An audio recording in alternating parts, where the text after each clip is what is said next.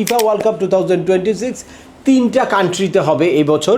সেটার মধ্যে participant country number 1 হচ্ছে ইউএসএ, সেকেন্ড হচ্ছে কানাডা এবং থার্ড হচ্ছে মেক্সিকো। ওয়ার্ল্ড কাপের কোন কোন খেলাগুলো কানাডাতে হবে এইটা আপনার আগে জানতে হবে, তাহলে আপনি সেই অনুযায়ী আপনার প্ল্যানটা করতে পারবেন। এই ওয়ার্ল্ড কাপটাকে ফোকাস করে কারা আসলে ভিসার জন্য আবেদন করতে পারেন, বা এই ওয়ার্ল্ড কাপের কবে কবে খেলা আছে, কোন কোন দিন আপনার এই ট্রাভেল আইটিনারিটা কিভাবে সাজালে এই পারপাসটা প্রুফ করা সহজ হয়। কানাডার ভিসাটাকে নিশ্চিত করার ক্ষেত্রে পারপাসটা কিন্তু খুবই ইম্পর্টেন্ট, অর্থাৎ কি কারণে আপনি কানাডা ভিজিট করবেন। নর্মালি ট্যুরিস্ট হিসেবে কানাডা ভিজিট করবেন, এইটা প্রুফ করা অনেকের জন্যই ডিফিকাল্ট হয়ে যায়। তাদের জন্য একটা গোল্ডেন অপরচুনিটি হচ্ছে এই ওয়ার্ল্ড কাপ 2026, যেটাকে কেন্দ্র করে আপনারা কানাডায় ভিজিট ভিসার জন্য আবেদন করতে পারেন। তো রিসেন্টলি ফেসবুকে বা সোশ্যাল মিডিয়াতে বিভিন্ন পোস্ট দেখছি যে কানাডায় এই ওয়ার্ল্ড কাপ উপলক্ষে ভিসার রেশিও প্রচুর বেড়ে গেছে বা প্রচুর পরিমাণে ভিসা দিচ্ছে। এইটা আসলে কতটুকু সত্য, বা আপনারা কারা এই পারপাসটাকে কেন্দ্র করে আবেদন করতে পারেন, সেটাই আলোচনা করব আজকের এই ভিডিওতে। চলুন শুরু করা যাক। তার আগে বলে নিচ্ছি, যারা আমাদের চ্যানেলে নতুন বা আমাদের চ্যানেলটি এখনও সাবস্ক্রাইব করেননি, please hit the subscribe button. আর যারা অলরেডি সাবস্ক্রাইব করেছেন তাদেরকে অসংখ্য ধন্যবাদ।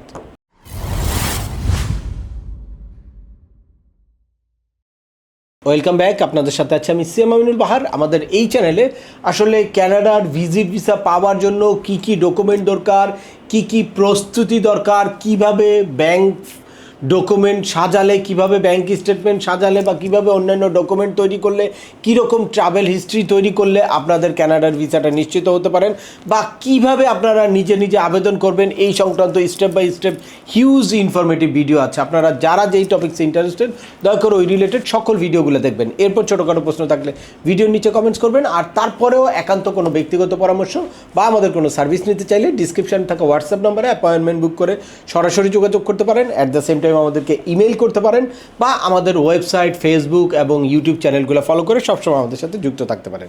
এই নিয়ে চলে আসে আজকের মূল আলোচনা। আজকে মূলত আলোচনা করব যে এই ওয়ার্ল্ড কাপটাকে ফোকাস করে আপনারা কারা আসলে ভিসার জন্য আবেদন করতে পারেন, বা এই ওয়ার্ল্ড কাপের কবে কবে খেলা আছে, কোন কোন দিন আপনার এই ট্রাভেল আইটিনারিটা কিভাবে সাজালে এই পারপাসটা প্রুফ করা সহজ হয়। তাই ওয়ার্ল্ড কাপের কোন কোন খেলাগুলো কানাডাতে হবে এইটা আপনার আগে জানতে হবে, তাহলে আপনি সেই অনুযায়ী আপনার প্ল্যানটা করতে পারবেন।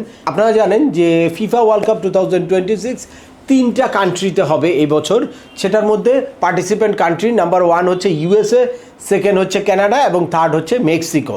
সুতরাং আপনাকে যদি আপনি কানাডা ভিজিট করতে যান, বা এই ওয়ার্ল্ড কাপ 2026-এর যে কোনো খেলা দেখার জন্য কানাডায় ভিজিট করবেন, তাহলে প্রথমে আপনি জানতে হবে যে কোন খেলাটা দেখবেন বা কোন কোন খেলাগুলা কানাডাতে হবে। তাই আপনাদেরকে প্রথমে আমি একটা চার্ট দেই। এই যে আপনারা দেখতে পাচ্ছেন, কানাডায় ফার্স্ট খেলাটা হবে 12ই June, Canada versus Bosnia and Herzegovina. এরপরে হবে 13ই জুন অস্ট্রেলিয়া ভার্সেস টার্কি।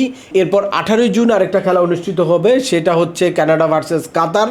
আর 20শে জুন হবে জার্মানির খেলা, এবং 21শে জুন আছে নিউজিল্যান্ড ভার্সেস ইজিপ্ট। 23শে জুন আছে পানামা ভার্সেস ক্রোয়েশিয়া। 24শে জুন আছে সুইজারল্যান্ড ভার্সেস কানাডা, এবং 26শে জুন আছে সেনেগাল ভার্সেস ইরাক, এবং ফাইনালি 26শে জুন আরেকটা খেলা আছে নিউজিল্যান্ড ভার্সেস বেলজিয়াম। আর এর বাইরেও আরও 3টা ম্যাচ অনুষ্ঠিত হবে। এই সব ম্যাচগুলো থেকে যারা জয়ী হবে বা বেশি পয়েন্ট থাকবে তাদের জন্য এই তিনটা ম্যাচ হচ্ছে, 2টা ম্যাচ হবে 2 জুলাই, আর লাস্ট আরেকটা ম্যাচ হবে 7 জুলাই। অর্থাৎ যদি আপনি এই ওয়ার্ল্ড কাপ ফুটবল দেখার পারপাসে কানাডা ভিজিট করতে চান, তাহলে আপনাকে 12ই জুন থেকে 7ই জুলাইয়ের মধ্যে কানাডাতে থাকতে হবে, বা ওই টাইম অনুযায়ী আপনাকে একটা প্ল্যান করতে হবে।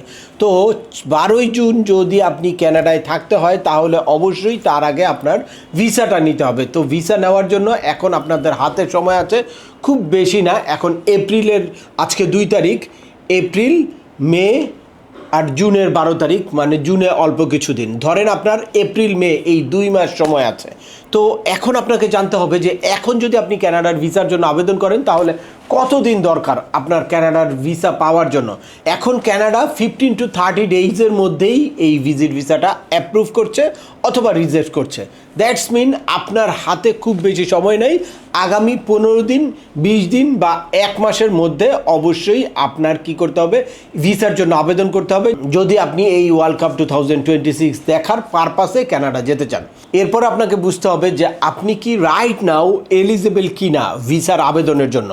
নর্মালি যে কোনো এজেন্সিতে আপনি যদি যান তারা সবাই বলবে যে হ্যাঁ এখন প্রচুর ভিসা দিচ্ছে, আপনি ভিসার জন্য আবেদন করে ফেলেন, আপনার একদম নিশ্চিত ভিসা হবে। আসলে কানাডার মতো দেশ এভাবে র্যান্ডামলি ভিসা কখনোই দিবে না। আপনাকে অবশ্যই বুঝতে হবে যে আপনি এলিজিবল কিনা।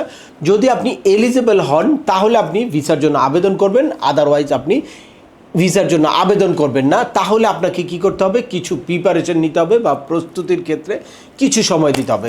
যদি আপনি পারপাসকে স্ট্রং করতে চান সেক্ষেত্রে যে কোনোভাবে এই ওয়ার্ল্ড কাপকে ধরেই আপনার পারপাসকে স্ট্রং করতে হবে এরকম কিছু না। আপনার বেসিক ক্রাইটেরিয়া যদি ফুলফিল হয়, অর্থাৎ আপনার ব্যাংক সলভেন্সি বা ব্যাংক ট্রানজ্যাকশান যদি ভালো থাকে, আপনার কান্ট্রি টাই যদি স্ট্রং থাকে, ওইগুলো যদি আপনি প্রুভ করতে পারেন, তারপরে পারপাস যে কোনো সময় যে কোনোভাবে স্ট্রং করাই যায়। এটা ডিপেন্ড করে আপনার বয়স, আপনার প্রফেশন, এগুলোর উপরে। দেখা যায় যে অন্যান্য সময় বিভিন্ন কিছু ইনভাইটেশন এনেও তারপর কিন্তু আপনার পারপাসটাকে স্ট্রং করা যায়। কিন্তু আপনি যদি এই ওয়ার্ল্ড কাপ উপলক্ষে যেন তেনভাবে যে কোনোভাবে ভিসার জন্য আবেদন করে আপনার সকল ইনফরমেশান কানাডার কাছে পৌঁছে দেন বা আইআরসিসির সার্ভার বা রেকর্ড রুমে চলে যায়, এরপর আপনি কিন্তু চাইলেই আপনার প্রোফাইলটাকে খুব তাড়াতাড়ি চেঞ্জ করতে পারবেন না। সোয়াই অনেকে তাড়াহুড়া করে আবেদন করে অনেক ক্ষেত্রে নিজেরই ক্ষতি করছে বা